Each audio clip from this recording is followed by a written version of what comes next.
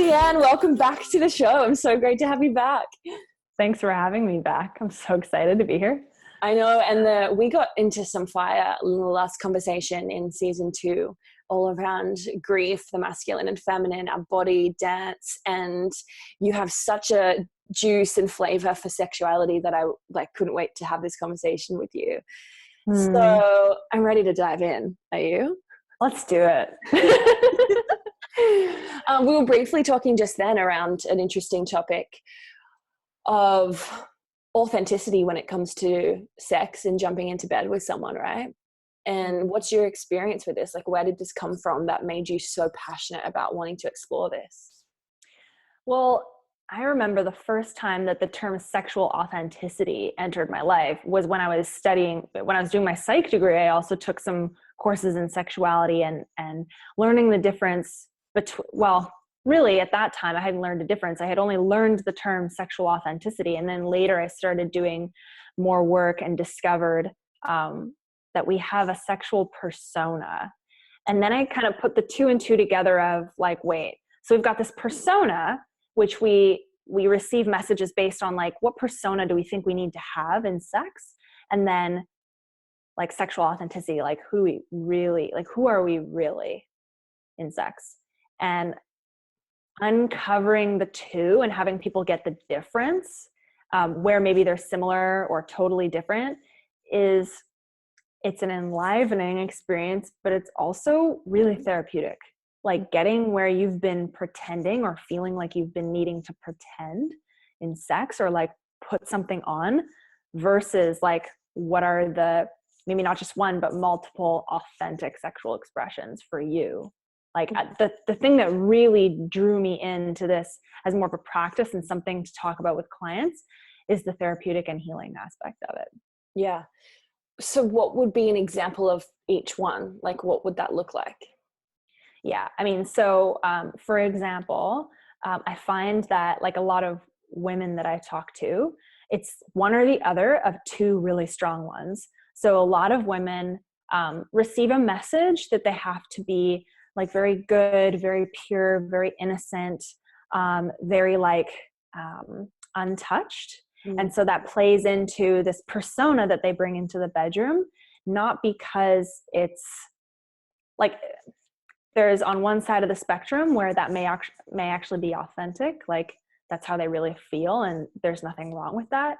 And this comes from a place of like, they received messages that anything other than this would be bad or undesirable. Mm-hmm. And so they like carry this with them.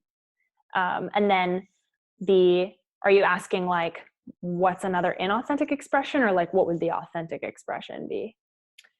Well, let's do, so an inauthentic expression there is that good girl, that innocent, that really pure. But then if that's the inauthentic expression, if they were showing up authentically, what might that look like? I've seen really commonly that these women discover that it's like, first they have to go through this process of like, where did that come from, and undoing that, unpacking that. And then usually they get into this place where they're really comfortable in owning their sexuality.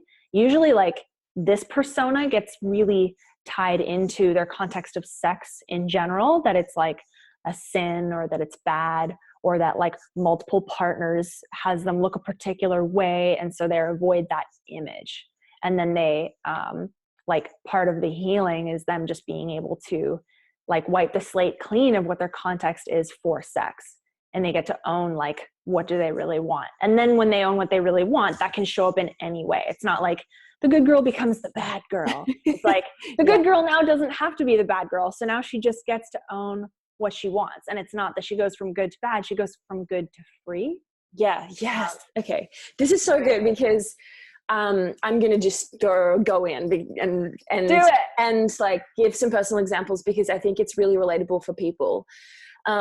So you know the Jaya erotic blueprint quiz that you can do on your sexuality? Yeah. Have you done this? Yeah. So a year ago I did this, right?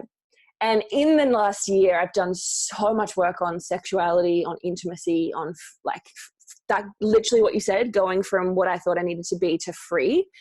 And I recently, like literally last night, redid it. I was like, oh, that would be interesting to see, because I came out as energetic and sensual, right? I came out as energetic, where I need to be in the environment, and it needs to be like, you know, I'm really interested in like the romantic experience, and absolutely that's part of like one part of me. But I redid it last night and I came out kinky on top. And I was like kind of taken back. I was like, what? How did it change to that? Like, it makes me like, but perfect. I think what I realized is that through unleashing and letting go of these inauthentic things that I felt like I needed to be, I'm more free in my expression. Like I want to touch into different flavors. I want to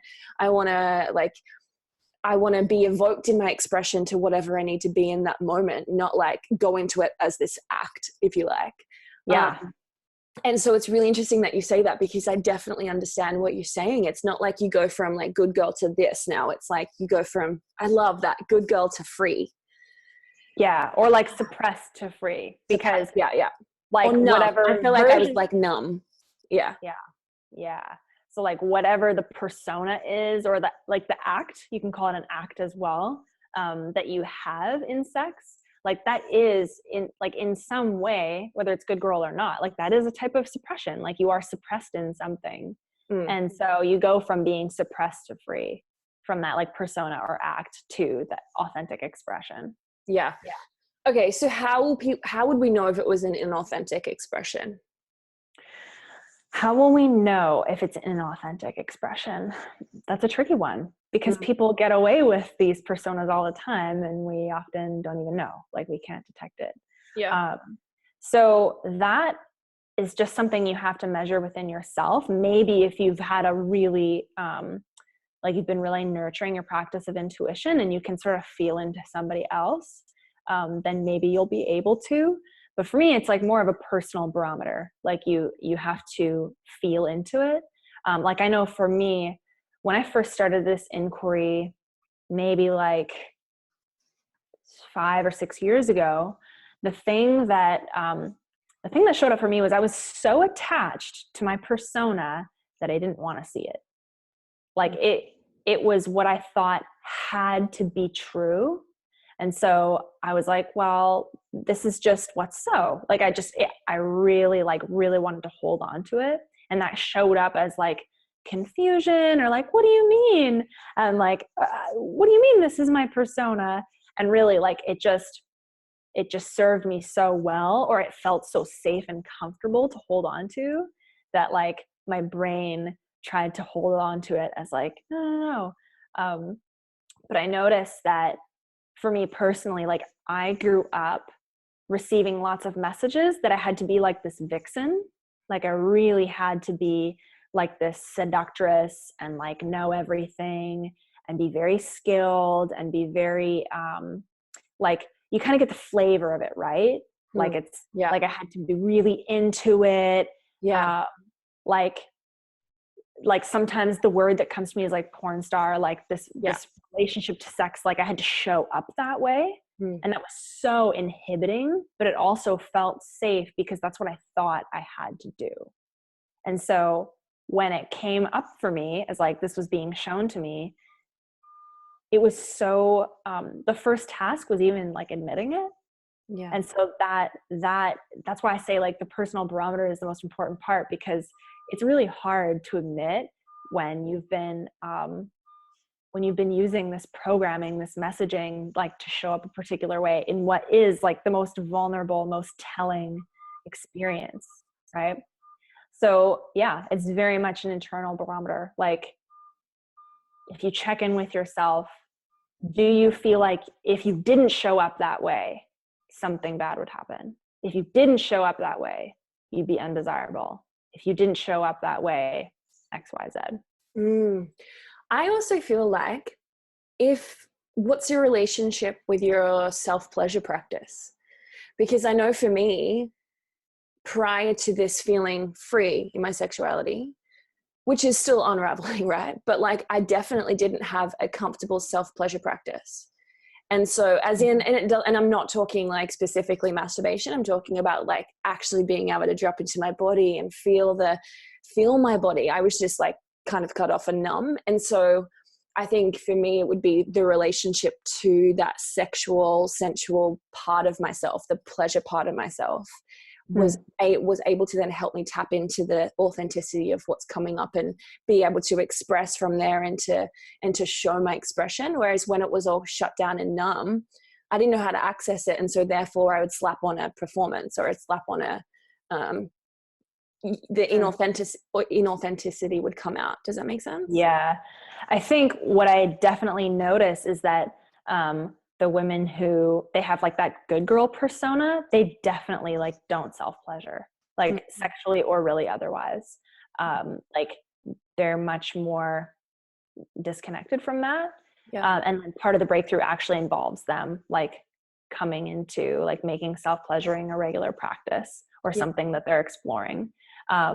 Whereas like the other side of it, like the women who received the message that they have to be the vixen, I don't see that as much of a thing. Maybe for them, like the thing is that when they self-pleasure, that also has to show up a particular way. It also has to show up as very like, I know what I'm doing, versus like being willing to be seen in like a not knowing state, or so, like the vulnerability state. Right? Yeah. Yeah. So how did you learn to be the vixen? Like, how did you learn that was what you needed to take on?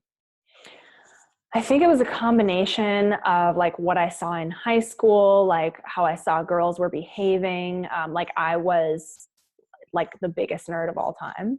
So like I just like would watch from afar, like the popular girls and what they were doing. Also like just what I was seeing on billboards or in magazines, like Cosmo Girl and Cosmopolitan, like those magazines had plenty of things to say and show. Like I would say it was a messaging from all of those different environments. Yeah. Okay. And so, and then at what point did you go, like how does this come up for people? Like, how does it come up that they're ready to look at this? Because shit, it's tough. Yeah. I mean, it's funny because like, I don't know if this comes up for many people at all. Like people are still very much in their acts or in their personas, like the whole time that they might be in a relationship. Yeah. Or like in sexual relationship with people. So, cause it works. I mean, so I think that I can at least speak for me and like the people I've worked with, that it actually got brought to me because I took a course, like another course on sexuality that revealed it to me. I would not have chosen to find that. Like it is not in natural human wiring to look at the most vulnerable parts of you and look at where you're being a fake. Like look at where you have your survival mechanisms. Like like it's a miracle that I was even in that course. Like I knew it was going to reveal something about me, but generally human beings like don't really want to do that, especially around like sex and money, like those two things. It's like, and they're related, right? Oh, exactly. Yeah. Oh, for sure. Yeah. And I did a course called Orgasmic Manifesting, which was like orgasm and money, which was also a whole other thing. I feel like because the same thing happened for me, like there's no way I'd actively choose to like sit in my bedroom and unravel this. I mean, I don't know, but like I did it in a course as well. Like it in the same course unraveled the sex and the money in the same thing. The unnumbing was like, again, it's bringing all of it to the surface at the same time. Great. Yeah, exactly. And in some ways people would rather talk about sex than they would about money. Like money is even more uncomfortable. Yeah. Oh yeah. Oh, like even more so than sex for most, if not all. What were we saying again though? Yeah. So you were like, sorry, and then I side noted it. And so it was like in the course that you actively started to bring up like I knew that I wanted the best sex life that I could possibly have. And I also knew that I wanted to explore intimacy as it relates to and not with sexuality. And when I was doing that course, it got revealed to me. And then I was shown how important it was that I continue, because I was seeing the impact of this persona. And that's what I feel is the tipping point for people, is that they find out what it is, not that they go looking for it, they find out what it is, and then they see what the impact is on their life. So for me, yeah, like I noticed the impact on my life was people weren't actually having sex with me. People were having sex with who I thought I needed to be. Ooh. And so like, what the hell is that? And then if I'm doing that, what else is like, who else is doing this? Like, who are we having sex with? Ooh, I just got goosebumps. Yeah, it's gross, right? It's like yucky. But it's totally like, welcome to being human. Yeah. But like going into the impact thing, did you find that it had a different, when you started to free this up, that you had a different impact on your life, like in this form? Like what happened? What was the difference? Well, I noticed two things. I noticed how it was impacting me in the bedroom and out of the bedroom. So because I thought that I had to be this way in sex, like here I am, this like 22-year-old girl, like still very young, like coming out of adolescence and like in, like exiting university, like I'm out in the world. Maybe it was even before that. Maybe I was like 21.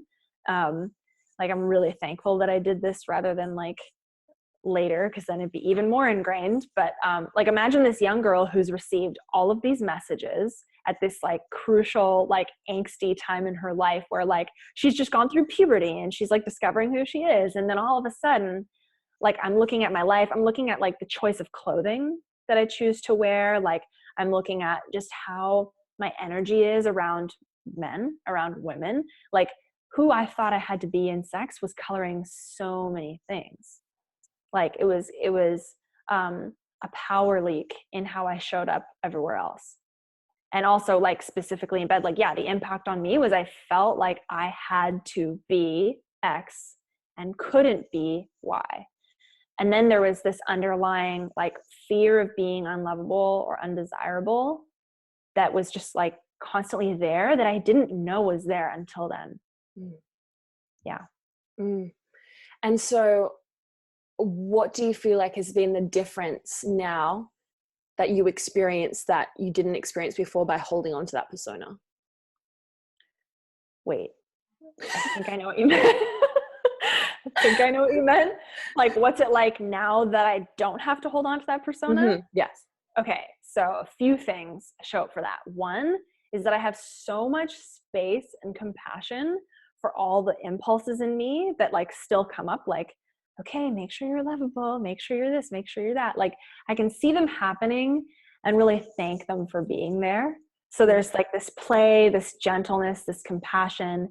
And then what's even more important about that is that I can see it in other people and just have such compassion for them, like being intimate with somebody else, like being able to be with them in that, have compassion for them about that. Or like when a woman comes to me about that, like being able to really discuss it with, before it was like uncomfortable, I was still partially in denial, like I was healing, and now it's like there's just this gentleness and this love. So that's the first thing. Like my capacity to be with myself completely impacts my capacity to be with this in other people and help them with it. Whereas like I know like young 21, 22-year-old Leighann would be like more struggling with it, and maybe even like have jealousy show up or competition show up or something like that. And then also just noticing, like, because I have so much ease around it, like now if something happens where like my lovability gets threatened, quote unquote, right? Like it's not a thing. Like it's not like I can't feel unlovable. Like not like never, because I'm a human being and that's always gonna like try and come in there, especially with my flavor of survival mechanism, like really wants to be lovable in particular ways. But like I actually can have this awareness of like, hey, like what usually would take me out as interpreting me to be unlovable, like that's not there anymore. So there's just like this ease and then love and exploration. Yeah. Yeah. Mm. And then would you say it deepened intimacy and what you got to experience and feel and the pleasure? Hmm. You know what's interesting about that? Yes and no. Like, I think that when you master a survival mechanism and it feels really safe and comfortable, like that can feel so, so good when it keeps working for you. So it's actually, it's a practice to be able to keep distinguishing, like, what beingness, what essence am I like receiving pleasure from right now? Like, is this the survival mechanism really working for me? Or is this like me falling more into my authenticity, and like that's where my pleasure is coming from? That is powerful. When I master a survival mechanism, it feels really good. And so therefore we're comfortable there, and stepping anywhere outside of that is going to feel like, no, let's not do it.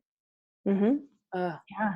Yeah. It's going to feel super, like, the reason why we have these survival mechanisms is because they feel good. They feel safe. So like, there are going to be times where you're going to keep going back to them. You're not even required. Like, Leighann isn't even required for my survival mechanisms to happen sometimes. Like, I'd like to say that now, like, I've mastered all of them, but like, you know, I can't, and it's going to ongoingly be a practice. But yeah, more and more, I'd say I'm like gaining mastery, and there are still many times when I have to notice, like, in sex or not, like out in life, like, oh yeah, this feels really good. Oh, because this is my fallback plan. That's super comfortable. Yeah. But Yeah. I mean, I think like an integrated vixen would serve you quite well. Like, I think The we don't want to get integrated rid of that flavor. The integrated vixen. I love that. Yeah, no, it's not like she's very useful. Don't get me wrong. Yeah, Like, yeah. she is very, very useful. Like, I can't actually like completely turn her off either. Like, she She's helps me in there, navigate. so she's obviously part of you in an authentic way at some point. Oh yeah, she helps me navigate the world in very interesting ways. That's for sure. Yeah, it's just a choice to be like, hey, like, and this is not going to be authentic if it's coming from a place, Yeah.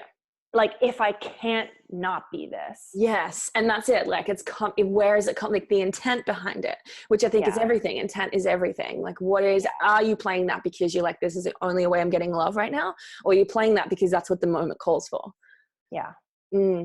So on that note, let's talk about like authenticity versus performance in the bedroom, because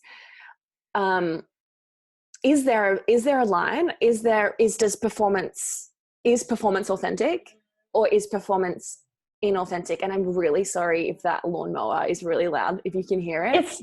I can hear it a little bit, but I like every time I press the record button for anything, someone decides to mow the lawn. Like, sometimes I don't even have grass out there. I'm like, what the hell are they mowing? Anyway, it's honestly barely audible. Don't worry. Okay, great. Yeah, you're good. You're good. Yeah, but do you get that question? Like, the difference between performance versus authenticity? Yeah. So that's interesting. Immediately, like 5 different thoughts showed up and feelings. I think that in a way, like, your persona or your act is a performance you put on. And I think that, like, I'm going to speak generally, and it's going to definitely be wrong because speaking in generalizations is not the wisest. But I notice with the women I work with, their persona, this performance that they put on is like, the performance itself is like, how do I word this? No, maybe I shouldn't speak generally about that. Like, when I hear performance in bed, I think of, like, my mind immediately goes to men who are like, their performance in like, can I please my woman? Like, that's something that I hear from men a lot, is like, they take pride in pleasing their woman. And then my head goes to, like, okay, being able to please your woman in a sense of performance versus like sexual authenticity. Like, that's what I'm hearing here. Like, is this on the mark or is it not on the mark? Yeah. I mean, I think it's an interesting question. I like that perspective. I haven't thought about that perspective before, because I wonder if this comes up different for men and women, right? Like, I wonder if the performance thing comes up different for men and women, because when I think about it as a woman and performance, I think about the character that I'm playing. Is that authentic? Or the pleasure that I'm experiencing, is that authentic? Like, I think of it like that. Whereas that perspective of what you hear from the men that you work with around, are they inauthentic in their own pleasure and the way that they're showing up in the presence of the sexuality that's going on? Or are they just there to, is the performance, I'm here to do it, achieve something, or, achieve an outcome? Yeah. So I feel like perhaps what is happening, and I don't mean to genderize either here, but perhaps what's happening is that men's performance is more based on accomplishing like outcome or pulling out something for the woman, like, like achieving for the woman, if they're in a heterosexual dynamic. And the performance for a woman is more around what character, like the way that they're showing up, the way they're expressing. That's what I find. Yeah. And thank you for also being like, gender, like heteronormative, like, to me, like I always own that I'm not the best at not generalizing and like talking specifically about men and women and, like, mostly straight relationships like that. I just have to own, like, that's the domain that I hang out in. And that's it. Yeah. And I really hope that like people can locate themselves in the dynamic that would, in their own dynamic, but, related to that. But I can only really, express from my own experience, which is that I'm a woman and I'm interested in men. Yeah. And so like, I just want to say again, like, I'm not claiming to like know everything about every gender and every sexual orientation. Like I'm never going to claim that. And I'm going to make generalizations. And something that Brene Brown says is like, you have to be willing to say the wrong thing in order to make progress places. Yeah. And so like, I'm just letting you know, I'm going to be saying the wrong things because I really do want progress to be, I want people to make progress with their sexuality and their sexual authenticity. And so sometimes I'm going to say the wrong thing. So if I am saying the wrong thing for any of the listeners out there, please know, like, I'm open to correction. Please correct me. And this is just the underlying commitment that everybody finds their sexual authenticity. Yes. Thank you for saying that. But I think like you just laid it out perfectly, like how it shows up for men and women, like pleasing your woman and having that show up as performance versus like putting on this way of being and having that be the performance. And so now just so I can like track this, you're asking the difference between that and like authenticity.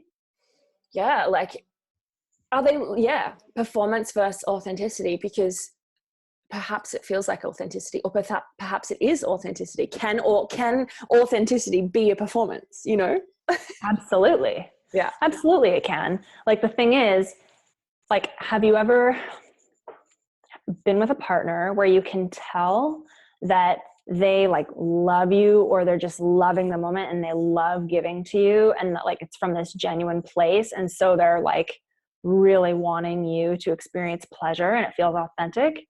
Yeah. Versus have you been with a partner where you see that they're in their head and they're trying to do this thing and they're not there with you, but they're trying so hard to give you pleasure, but you can tell like that's the goal and that's it? Yeah, I've experienced both. Exactly. So it can show, it's energetically, like you can feel the difference. Both can exist. One of them can be authentic and still it can show up inauthentically. It's like the come from.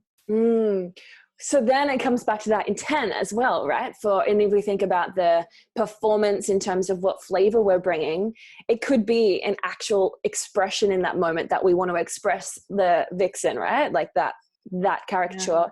And it's coming from a place of, because that's what I feel like, and that's how I want to express. And then it can also come from, I need to express this because it's the only way that I'm desired. So it's like basically the underlying thing here is the intent. Yeah.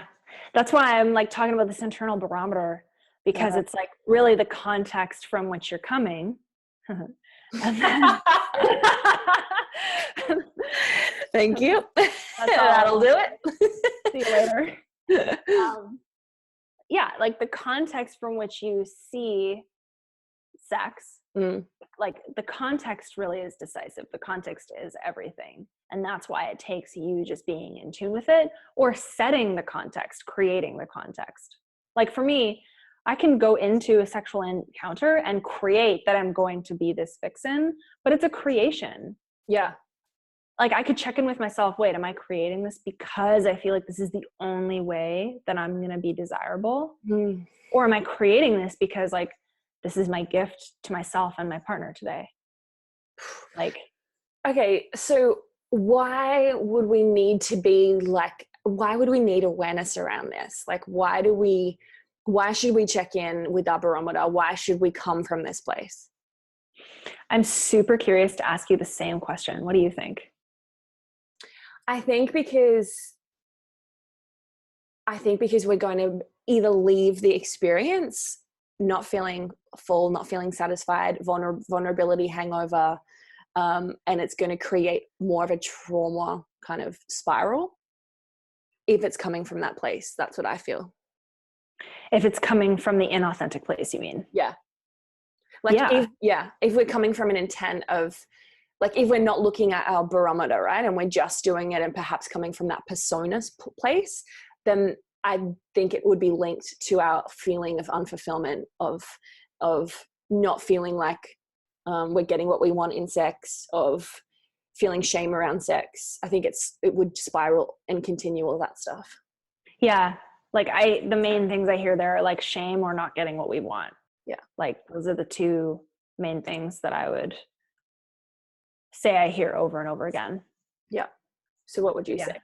Would you agree with that?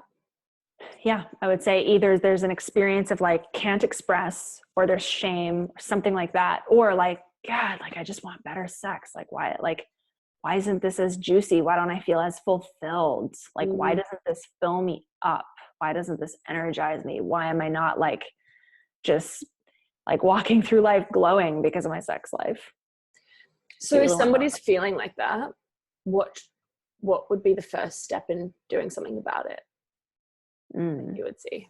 The first step. Great question. It's questions like these that always have like take me a minute, because like so many things go through the processor and then I have to filter them. So I'm thinking, I'm feeling.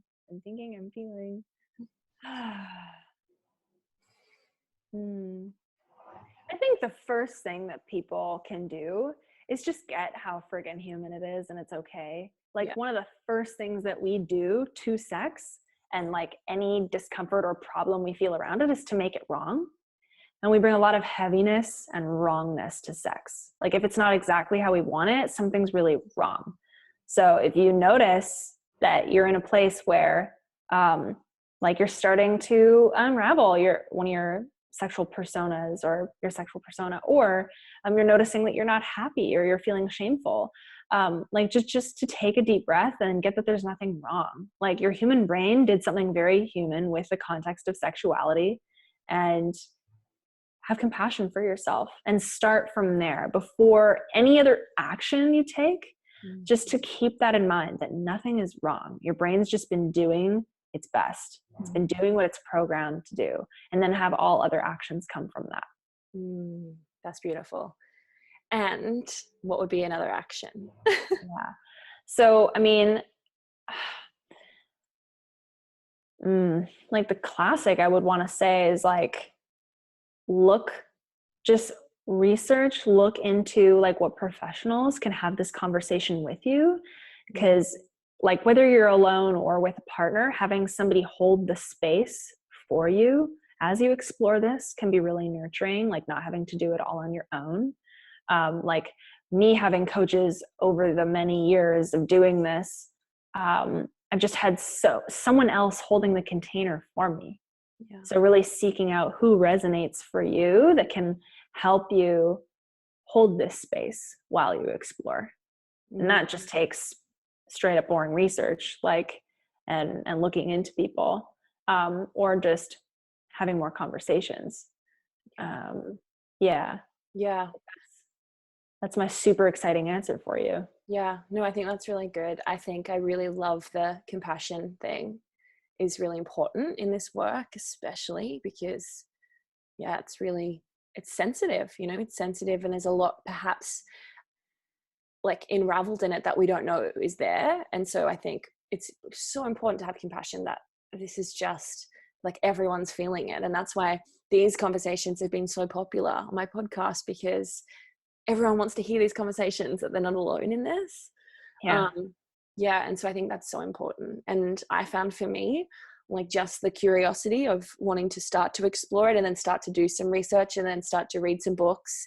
I started getting into David Data work, started getting into John Weiland work, started getting into London and Justin, and exploring just even intimacy and understanding that, which then led into the masculine and feminine dynamics, which then led into me exploring self-pleasure, which mean all of that stuff just led on. And that was just my journey. And there's so many different, everyone's journey is different.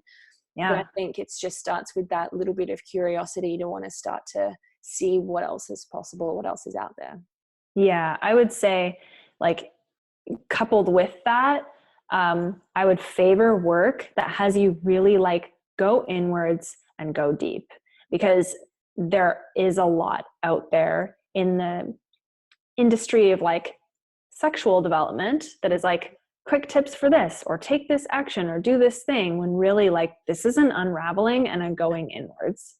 So that's what I would favor, like having somebody hold the space for you, having somebody else like hold this container and be in there with you, and having it be something that involves you like going inwards, versus like learning how to X, Y, Z.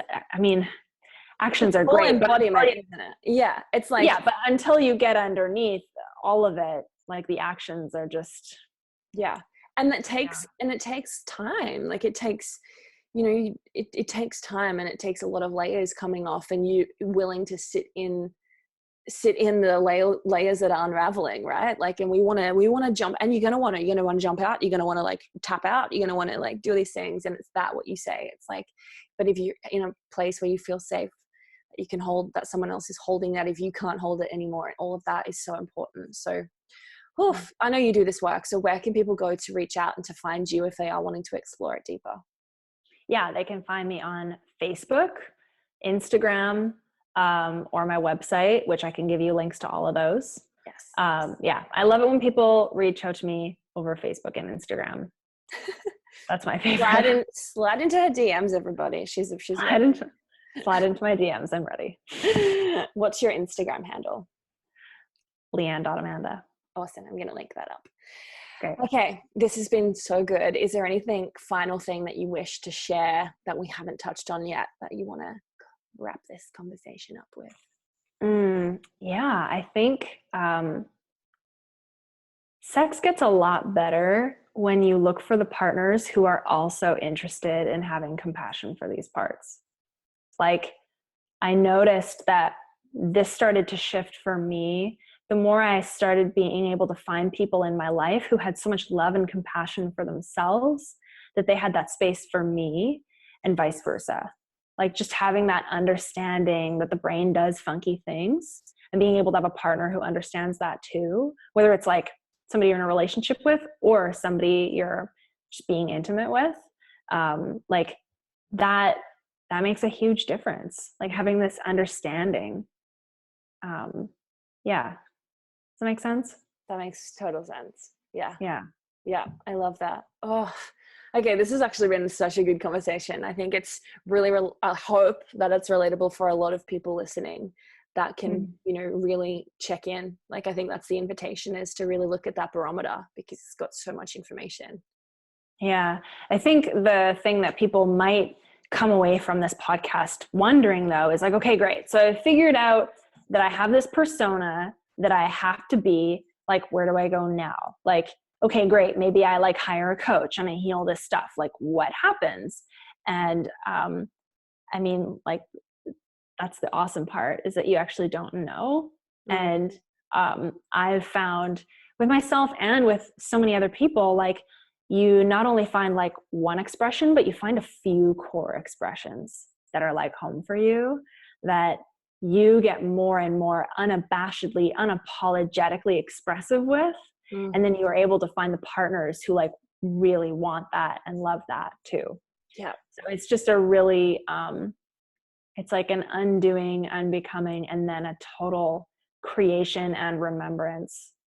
It's a beautiful opportunity. Yeah, I definitely hear that and would second that as well. Oh, what a journey. Thank you so much for being here and sharing this. And, you know, your energy just like comes to the screen and it's so good. So I really hope people watch this as well because it's so good. But I really appreciate you and the work and your passion that you bring to all of this, and how you just show up. It's so inspiring to so many people. So thank you. Thank you. Thanks, Sam. I think like I'm passionate about it because I, this young girl I was that was in so much pain on this hamster wheel of lovability, and like my body and my sexuality was so attached to that, and I just want everyone to be free from that. Like it was just so painful, and it doesn't have to be that way. Yeah. Thank you. Yeah. Thank you. Thanks, babe.